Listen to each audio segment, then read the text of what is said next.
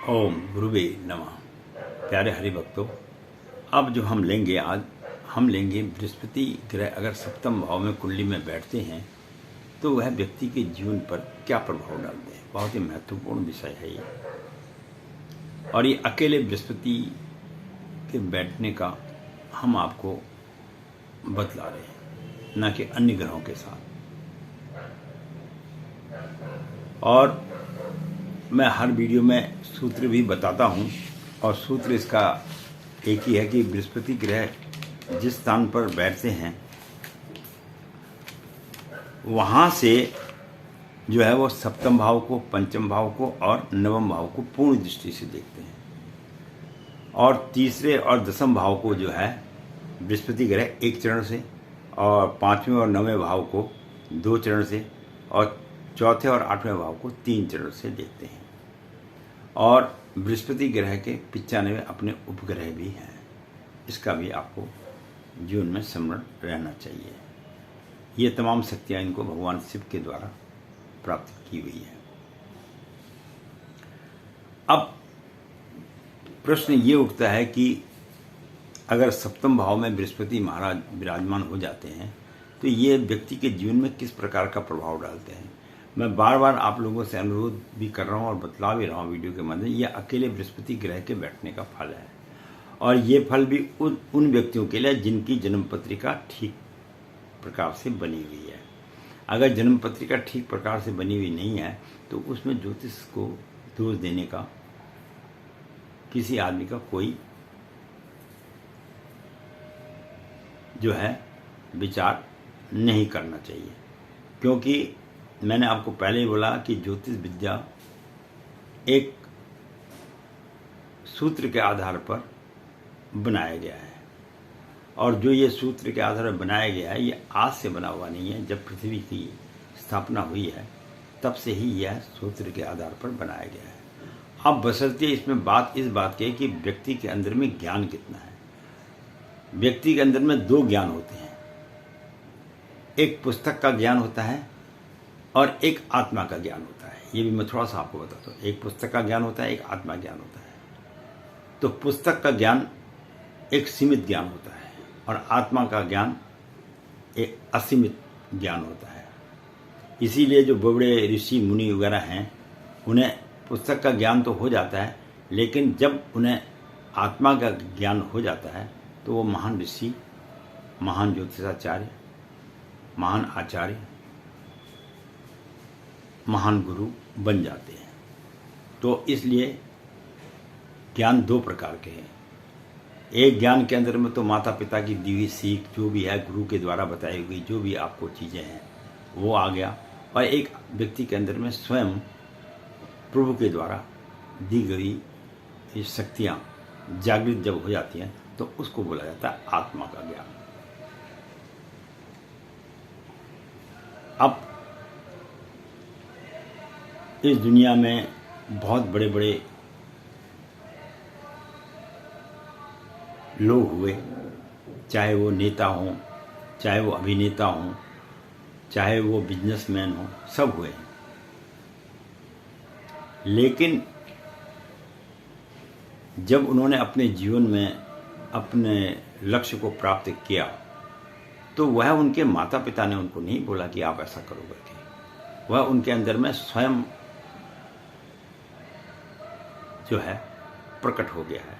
बड़े बड़े बिजनेसमैन हैं, उन्हें औलाद भी मिली है, सब कुछ है, लेकिन जैसा कार्य उनके पिता कर देते हैं वैसा कार्य पुत्र नहीं कर पाता है। ऐसे ही बड़े बड़े लेखक हुए हैं, बड़े बड़े कवि हुए हैं, जैसा कवि वो है ऐसा उनका पुत्र नहीं होता है। बड़े बड़े डॉक्टर हुए हैं, अगर वो चाहते भी हैं अपने बच्चे को डॉक्टर बनाने का, लेकिन जो काबिलियत उन्होंने हासिल की है वो उसके अंदर में नहीं होती है। बड़े बड़े वकील, जज वगैरह हुए हैं, वो उनके अंदर जितनी काबिलियत है तो उनके बच्चे भी कई बार उनसे ज़्यादा काबिलियत हासिल कर लेते हैं, और कई बार जो है उनके जो है जीवन में तरक्की नहीं कर पाते हैं। तो सुविधाओं के मिलने से ही व्यक्ति को जीवन में आगे बढ़ने का मौका नहीं मिलता है।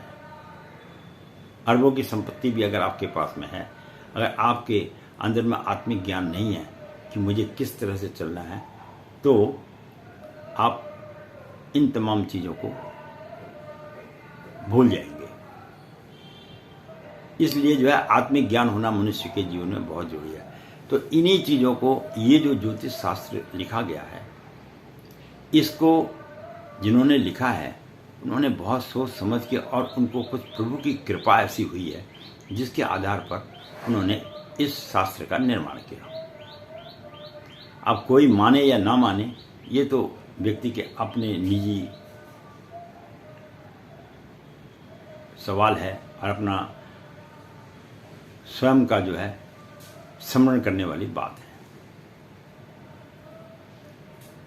क्योंकि आदमी जिस ओर जाता है उसको स्वयं ऊपर वाले की कृपा से प्रेरणा भी वैसी ही मिल जाती है। चाहे वो भक्ति के रूप में जाए, चाहे वो प्रेम में जाए, चाहे वो व्यापार में जाए, चाहे वह कोई दुर्जन कार्य करने में जाए, ये सब ऊपर से प्रभु की लिखी हुई एक रचना है। उस रचना को किस प्रकार से आपने करना है, इसकी प्रेरणा आपको स्वयं भगवान ही ऊपर से देता है। इस बात को आप निश्चित करके रखिएगा। तो अब हम चलते हैं। खैर बीच बीच में हम थोड़ी थोड़ी आपको ज्ञान संबंधी बातें भी बताते हैं, और कई लोग ज्योतिष के मामले में गलत किस्म की भ्रांतियां फैला देते हैं। और अब आप ना तो पूर्ण रूप से, कई बार लोग कहते हैं जी कुंडली मिलान से क्या होता है, इससे क्या होता है। अरे भाई, शास्त्र में तो सब कुछ लिखा हुआ है, आपको मिलाना तो आना चाहिए। अगर तुमको मिलान करना ही नहीं आएगा, तुमने देखना ही नहीं आएगा। अब एक बालक मंदिर में आया है, उसने केवल अपने विद्या को अध्ययन करके आया, लेकिन उसने शास्त्र संबंधी थोड़ा बहुत विषय पढ़ा भी होगा, लेकिन ज्योतिष का विषय तो एक महान विषय है, जिसको तो आप एक प्रकार की साइंस समझिए। जैसे साइंस में तरक्की में कोई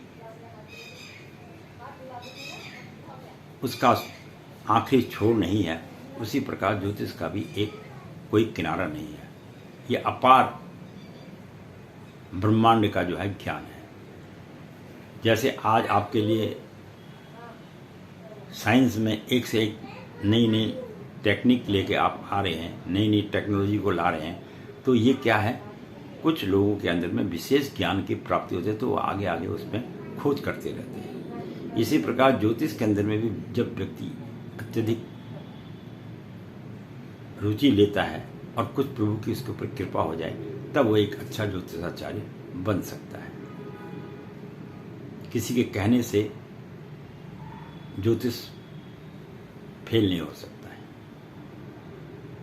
कुंडली है नहीं, समय का पता नहीं, कब वो पैदा हुए हैं, जो जिसने बोल दिया उस समय के हिसाब से कुंडली है। बोला जी बच्चा पैदा हुआ कब, ये जब गाय धो रहे थे, जब भैंस ब्याई थी। अरे भैया, ये कोई ज्योतिष में इसकी कैलकुलेशन, इसका आकलन किया जाता है। इन तमाम चीज़ों का आकलन करने के लिए समय का होना बहुत ज़रूरी होता है। इसलिए जो आज भी आप कई जगह चले जाइए, जो हमारे पीछे लोग ज्योतिष को सीखते थे, तो वह प्रकाश के हिसाब से सूर्य की गति कहाँ पर चल रही है, उस हिसाब से जो है ज्योतिष की गणना किया करते थे। अगर हॉस्पिटल में भी बच्चा होता है, बच्चा होने, और ये मैं एक वीडियो देख रहा था जिसमें वो कहता है जी एक समय में अनेकों प्रकार के बच्चे होते हैं और उनकी कुंडली भी एक जैसी बनती है। भैया, कुंडली एक जैसी बनती कैसे है? बच्चे एक ही समय में पैदा हो रहे हैं, उसके अलावा उसका प्रारब्ध भी तो उसके साथ में जाता है, उसका नक्षत्र भी दिखाया जाता है। आपको ब्रह्मांड की स्थिति का जब तक संपूर्ण रूप से ज्ञान नहीं होगा, तब तक आप सटीक कुंडली बना ही नहीं सकते। ये बिल्कुल अटल सत्य है। मैंने पहले भी बोला, जब गणित का आपको सूत्र ही नहीं पता तो आप गणित का सवाल करेंगे क्या? वो गलत हो जाएगा। इसी प्रकार से ज्योतिष में अगर आपको संपूर्ण समय का ज्ञान नहीं होगा, तो आपका जो ज्योतिष के विषय में धारणा है वह जो है ज्योतिष करने में गलत हो जाएगा। ये ज्योतिष की एक अपनी में विशेषता है। तो ज्योतिष में अगर जो बृहस्पति ग्रह देव जो हैं, बृहस्पति देव जो है अगर सप्तम भाव में बैठ जाते हैं तो ये व्यक्ति के जीवन पर क्या क्या असर डालते हैं, और अपनी कुंडली में निकाल के अपने देख के आप देखिए मत। मैं नहीं कहता हूँ किसी ब्राह्मण के पास जाइए, हम आपको जो सटीक जानकारी दे रहे हैं वो बहुत सुंदर जानकारी मैं आपको देता हूँ। तो सबसे पहले जिनका सप्तम भाव में बृहस्पति महाराज विराजमान होंगे उस व्यक्ति का स्वास्थ्य ठीक नहीं रहता है, उसे स्वास्थ्य संबंधी परेशानी रहेगी। अब ये नहीं एक बच्चा कल पैदा हुआ है तो उसका स्वास्थ्य ये खराब तो है नहीं, लड़का तो ठीक चल रहा है। अरे ये जीवन का संपूर्ण रहस्य है। आप उसको प्रेजेंट बना लेके बच्चे के पैदा होने से ना लें, आप उसके आगे के संपूर्ण भविष्य के बारे में हम बात करते हैं, ना कि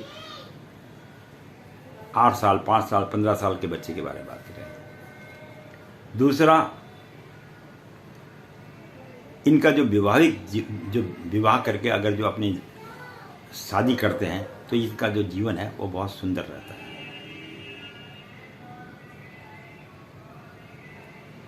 और कुछ पाचन संबंधी, पेट संबंधी ऐसे रोगों का उत्पन्न होने की संभावना बढ़ जाती है, जिसके कारण इनकी जो है स्वास्थ्य का थोड़ा सा खराब रहता है। और इनके अगर भाई हैं तो भाइयों के साथ कभी जायदाद को लेकर, कभी बातों को लेकर, कभी अन्य विषयों पर लेकर हमेशा मतभेद बना रहता है।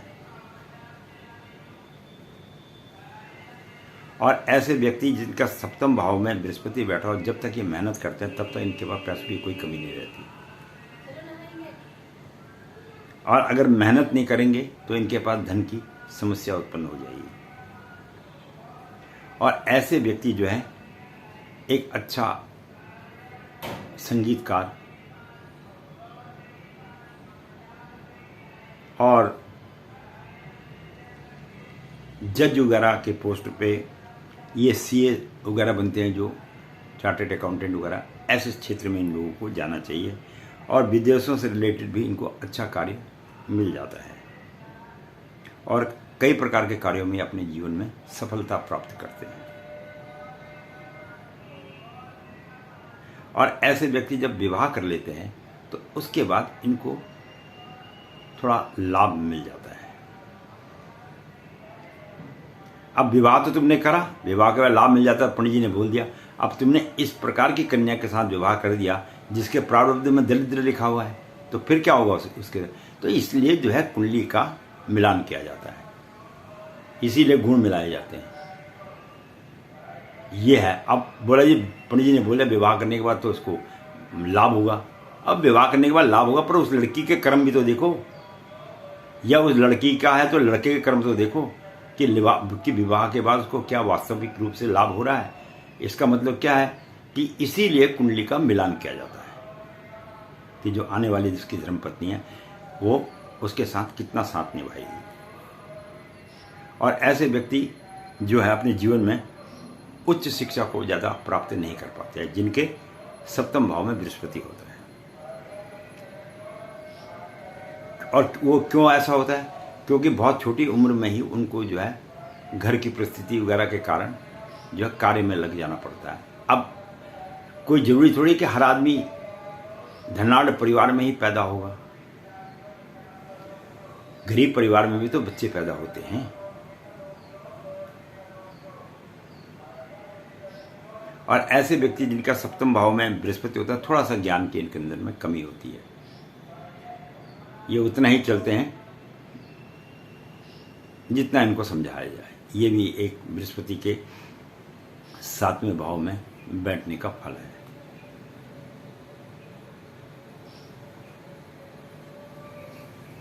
चाहे ऐसे व्यक्ति नौकरी करे या व्यापार करे, वहां से हमेशा ये कोशिश करते हैं कि मैं कुछ न कुछ ज्ञान की प्राप्ति कर लूं।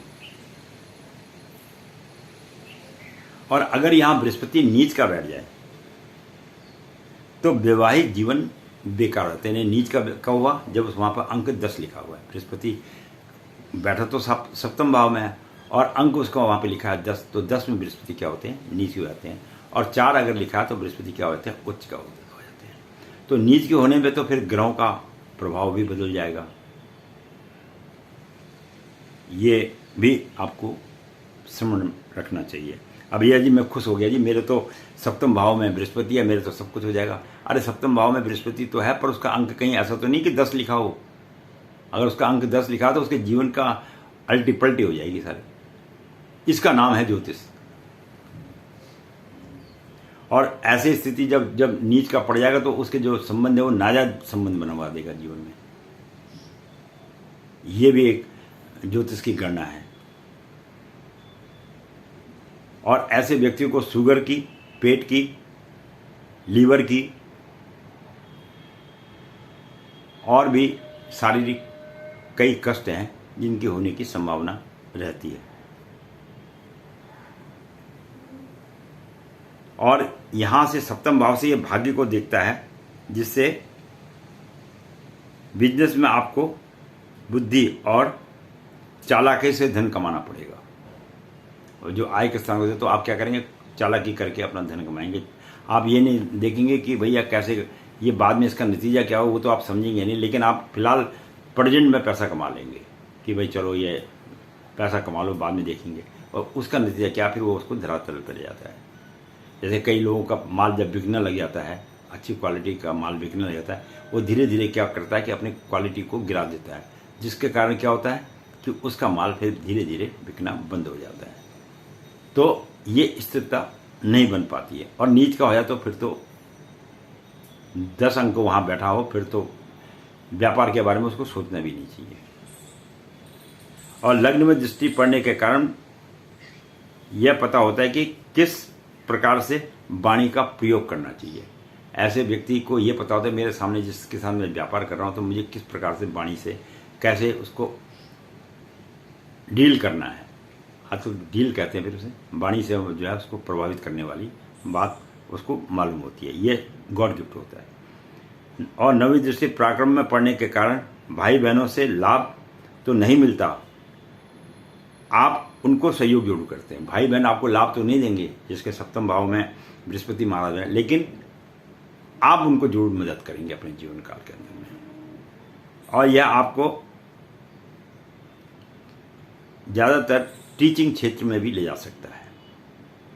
टीचर वगैरह जो बनते हैं, प्रोफेसर वगैरह, और स्वास्थ्य विभाग में भी ले जा सकता है, मेडिकल लाइन में, इस क्षेत्र में भी आपको थोड़ी बहुत सफलता मिल सकती है।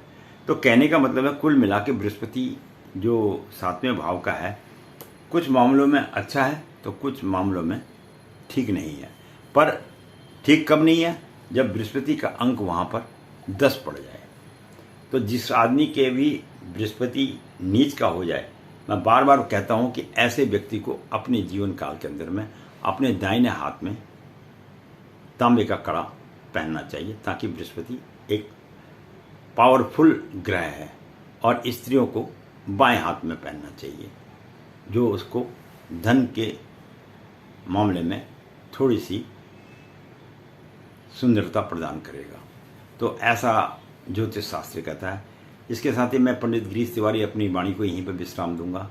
और कई मेरे पास फ़ोन वगैरह आते हैं, वो कहते हैं पंडित जी ऐसा ये नहीं हो, कुछ कहते हैं जी हो रहा है, कुछ कहते हैं नहीं हो रहा है। अब जो बालक है उनका एकदम प्रभाव तो पड़ेगा नहीं, उनको आने वाले समय में जीवन में पता लगेगा, क्योंकि ये प्रभाव केवल बचपन का नहीं है, ये संपूर्ण जीवन का प्रभाव है।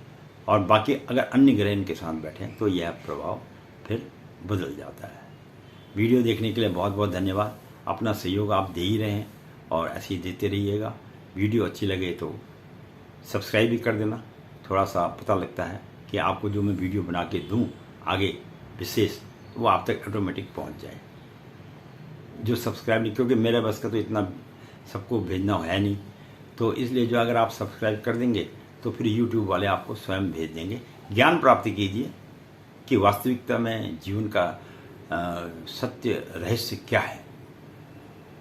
मैं यही चीज़ के साथ में मैं अपनी वीडियो यहीं पर समाप्त करता हूँ, और अगले वीडियो में फिर हम आपको अष्टम भाव के बारे में, बृहस्पति के बैठने के बारे में बतलाएंगे। धन्यवाद।